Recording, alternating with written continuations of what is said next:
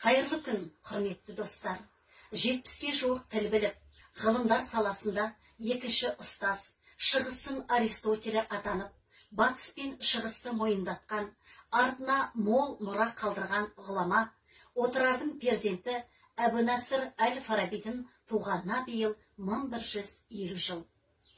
Тірлігінде өмір рахатына қызығып, мансап қумаған, сарай ғалымы болмаған, азға қанағат, барға тәуба қылып, өте қарапайым ғұмыр кешкен Әбу Насыр бабамыз, ғылымды көбінесе өз бетінше оқумен меңгеріп, асқан табандылық көрсеткен, орасан зор табыстарға жеткен.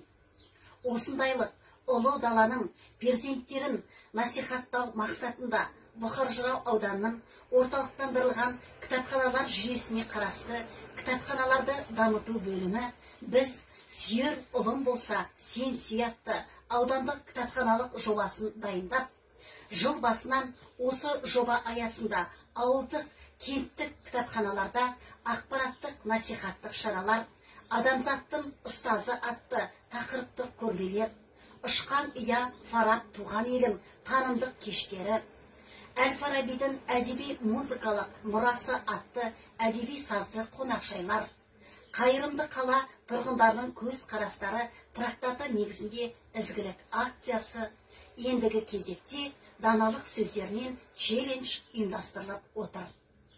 Осы жоба аясындағы шараға үн қосып отырған аудандық орталық модельді кітапханасының Фараби даналығы атты челлендждің ақпараттық библиографиялық сектор библиографы Еркем Ерланқызы Смағұловадан қабыл алып, данышпан бабамызды қазаққа оралтқан, екінші Фараби атанған Ақжан Машани атамыздың туған жері Қарқаралы еліне, ондағы орталық кітапхана жүйесінің әдіскері Айнаш Түсіпжанқызы Мұқановаға және барша қарқаралылық кітапханашы әріптестеріме жолдаймын.